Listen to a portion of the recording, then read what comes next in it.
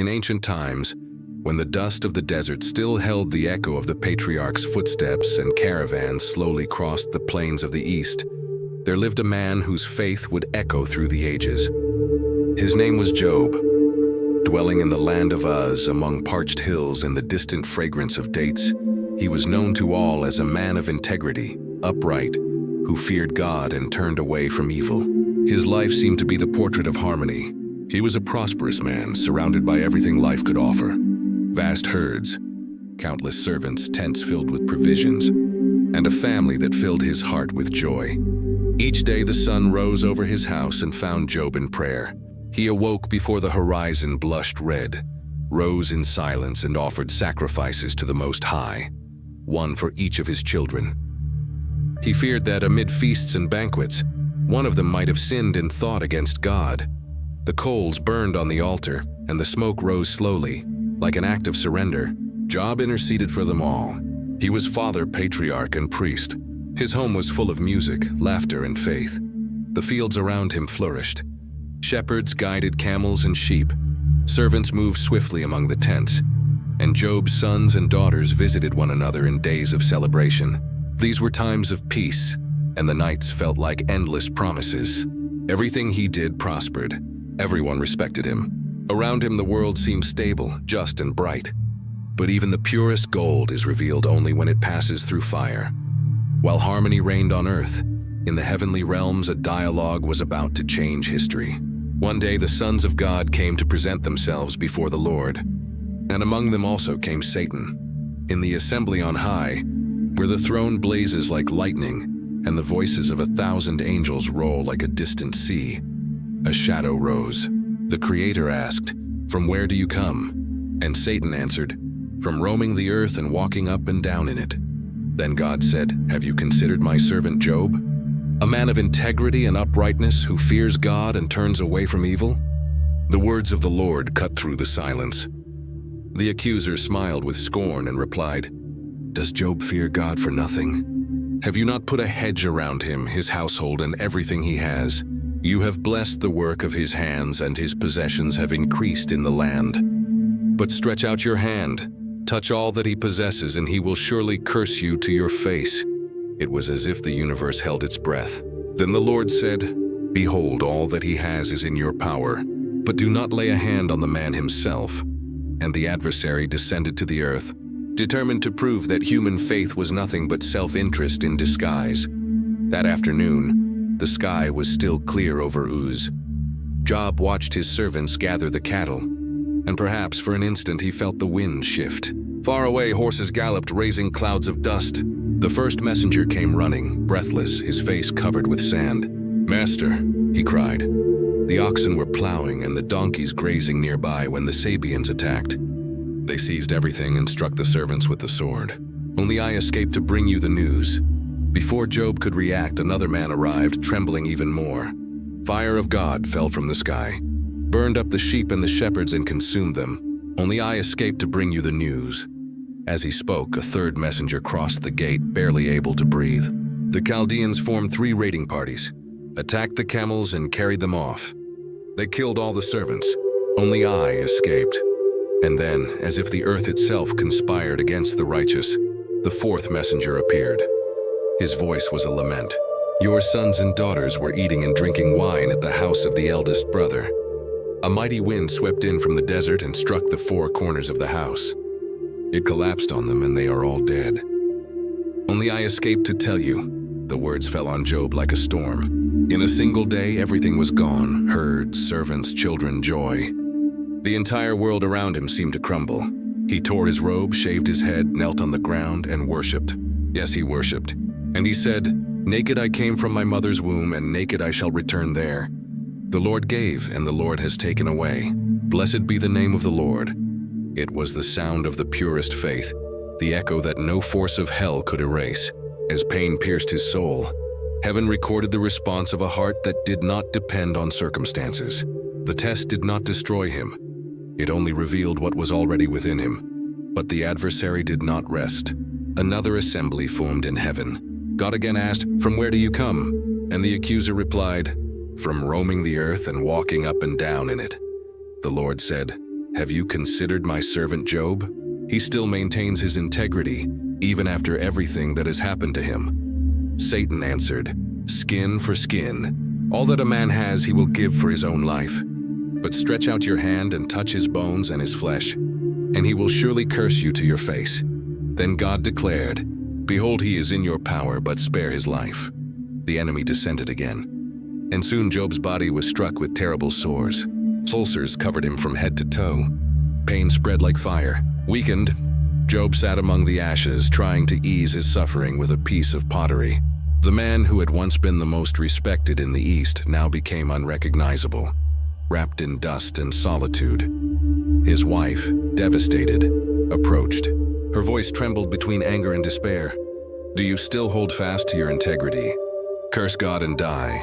Job lifted his eyes, his voice hoarse, and replied, "You speak as one of the foolish women speaks. Shall we receive good from God and not also receive adversity?" And even covered with wounds, he did not sin with his lips. The wind blew hard over the ruins. The night seemed endless.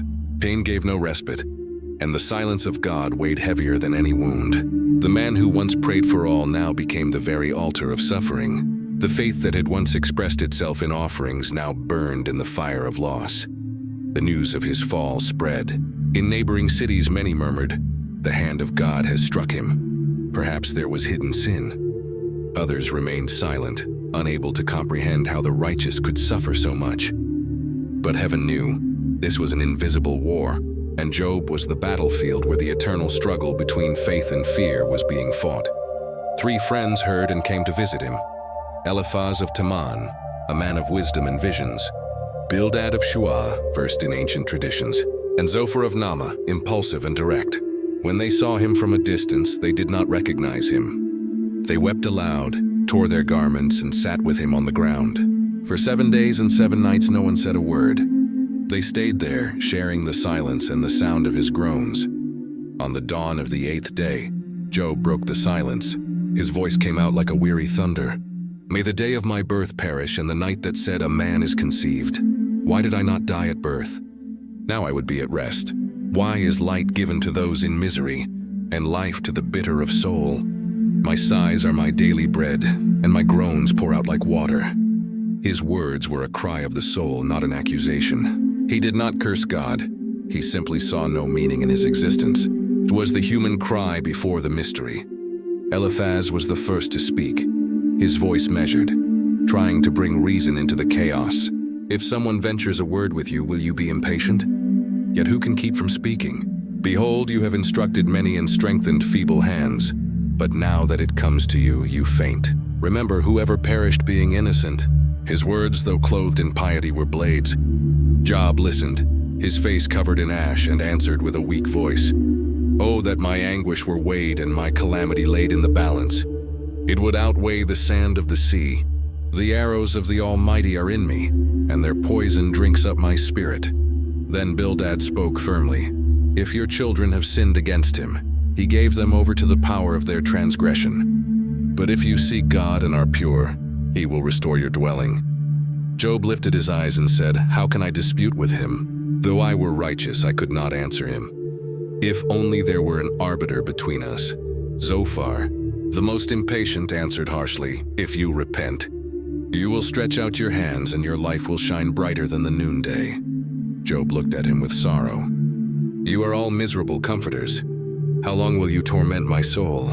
If I have sinned, it remains my concern alone.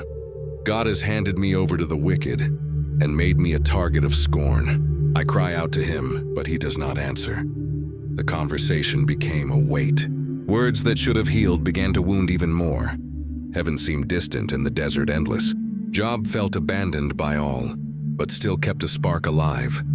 The certainty that the Supreme Judge saw him, even if the silence was total.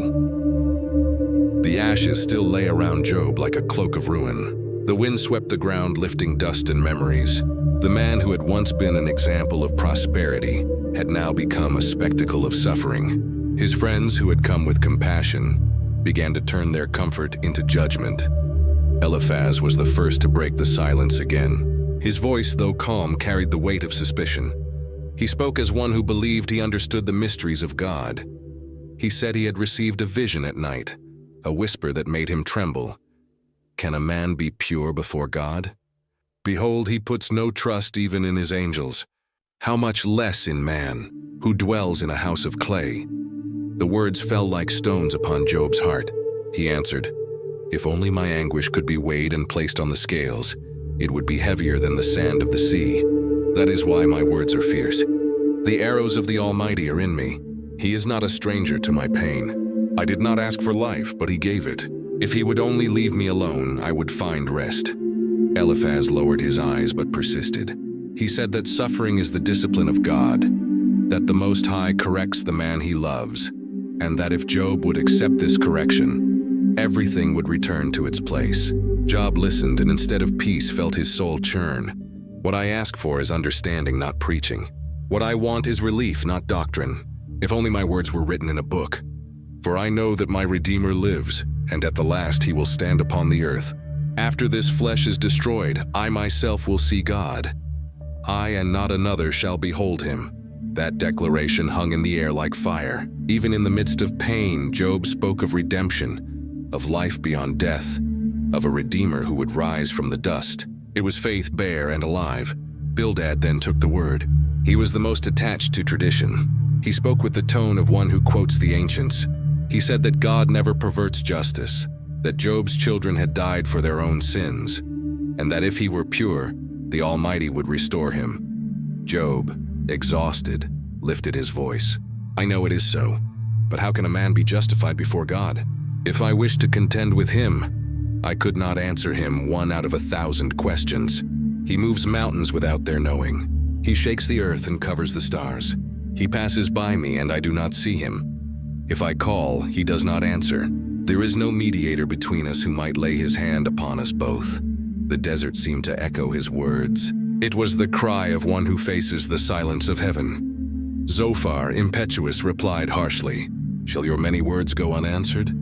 You claim your doctrine is pure, and that you are clean before God.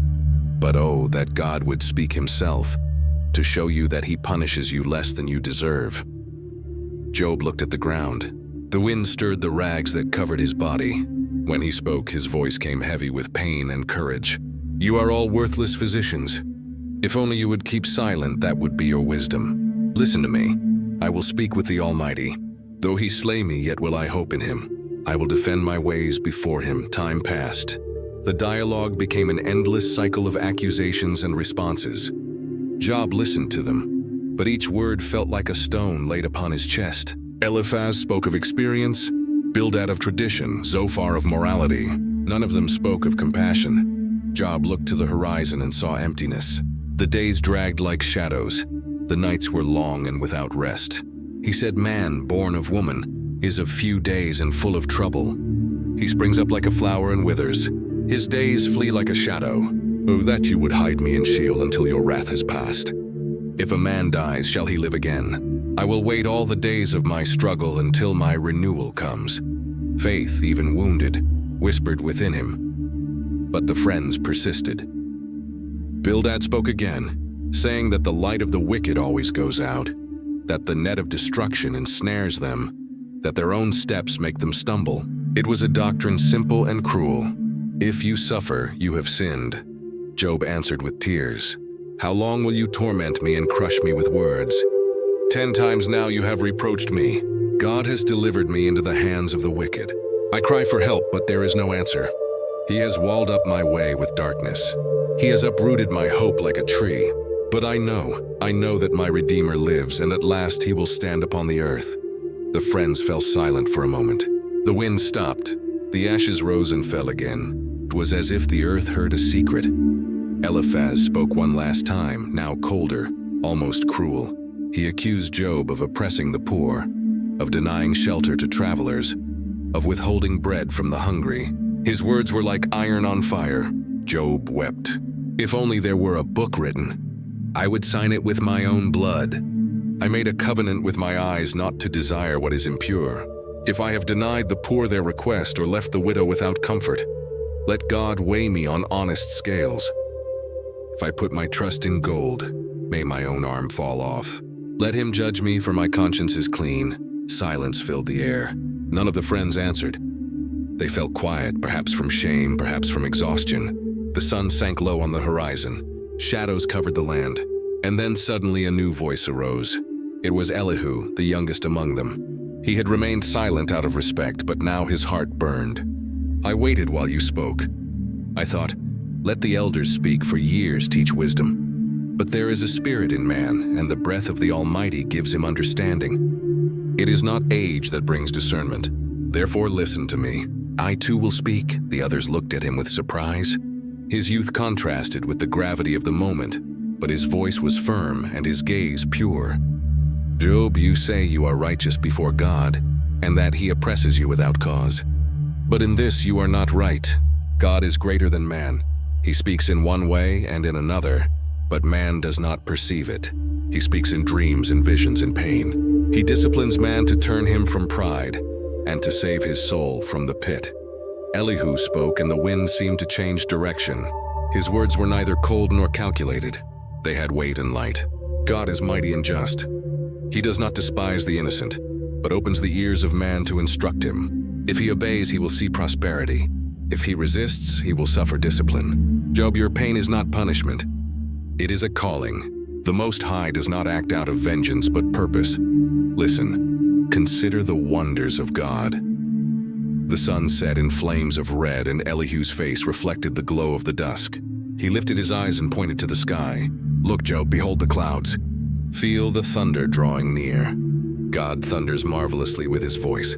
He does great things we cannot comprehend. He is awesome in power and just in all his ways. Who can understand him? The wind began to blow stronger. The dust rose in spirals. The horizon darkened. The friends stood up uneasy. Elihu still spoke. His voice now mingled with the sound of the storm. God is majestic. His lightning announces his presence. The thunder declares his greatness. Job, prepare yourself, for he will come. He himself will answer. The wind turned into a whirlwind. The clouds gathered into a vortex. The sound became deafening. Job looked up at the sky and felt the ground tremble beneath his feet. It was as if the universe itself waited for the moment when the Creator's voice would echo again. And then, from the heart of the whirlwind, came the sound. It was not a human voice, but a conscious thunder. A presence that made the air vibrate. The sand rose around Job, and the power of God wrapped the desert. The voice said, "Who is this that darkens counsel with words without knowledge? Gird up your loins like a man. I will question you, and you will answer me." Job stood motionless. The dust swirled around him. The wind tore the air. His body trembled, but his soul was awake. The voice continued, "Where were you when I laid the foundations of the earth? Tell me if you have understanding. Who marked off its dimensions? Surely you know. On what were its bases set? When the morning stars sang together, and all the sons of God shouted for joy. Each word was like thunder piercing the spirit. Job felt smaller than dust, yet more alive than ever. The sound of the whirlwind mingled with the voice of God, which went on. Have you entered the springs of the sea? Walked in the recesses of the deep? Have you commanded the morning, that the light might take hold of the ends of the earth?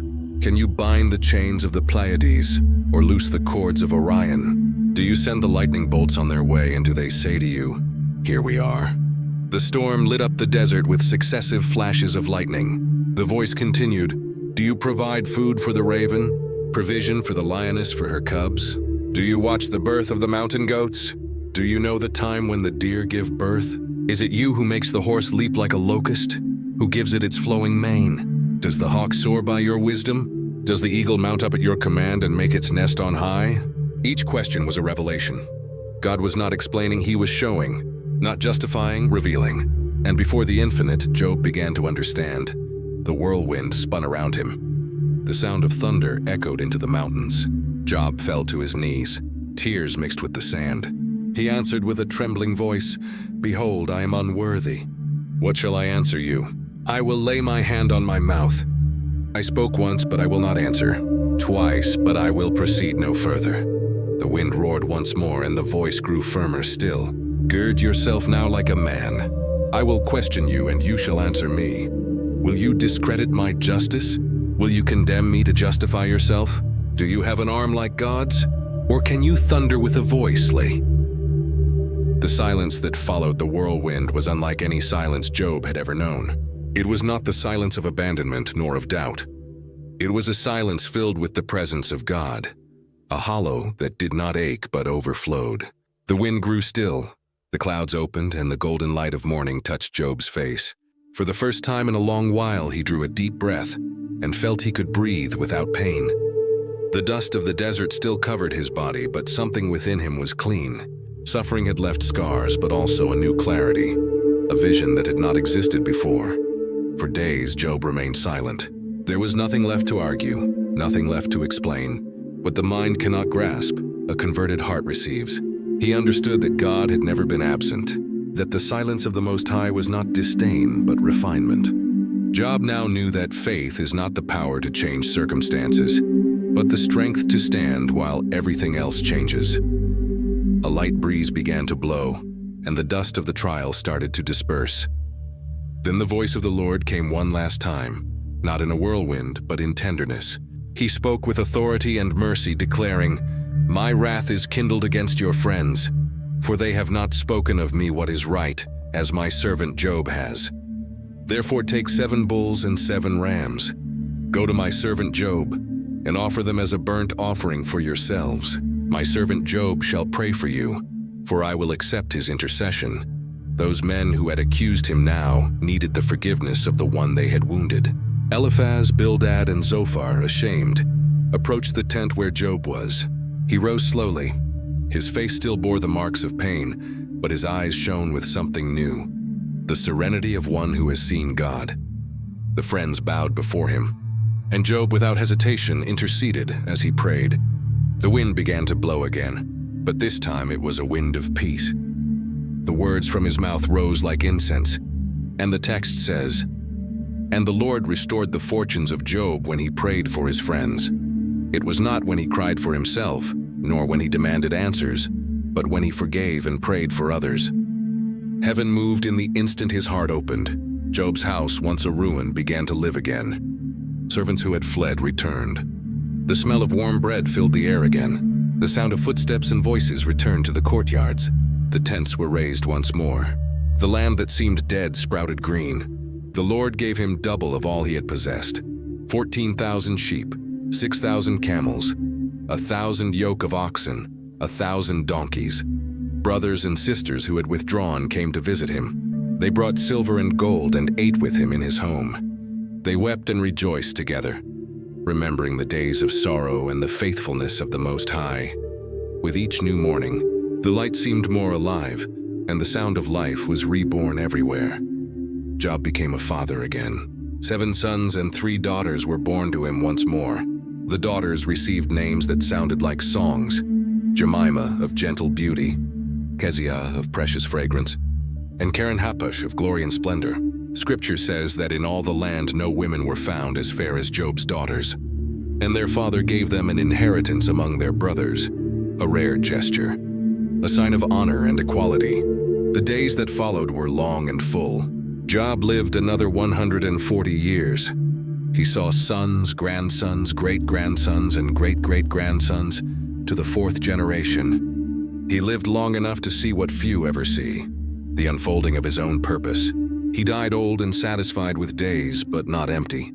He departed with a full heart, for he understood that God had never drawn away. His story does not end in dust, but in presence. The man who went down to the ashes is the same who ascended into the glory of faith, and his life became an eternal message, written not only on scrolls, but on the human soul.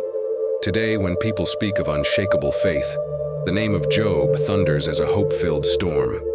He became the symbol of a man who lost everything, yet never lost what mattered: trust in the character of God. And the lesson crosses the centuries. True faith is not the faith that explains suffering, but the faith that survives it. The faith that endures is not the faith that understands the why, but the faith that clings to the who. The worship hell cannot endure is the worship born in the midst of loss. Job proved that love for God is greater than any blessing received, because it is not based on what one possesses, but on whom one knows. Job's desert became a sanctuary. His ashes became an altar. His weeping turned into a song.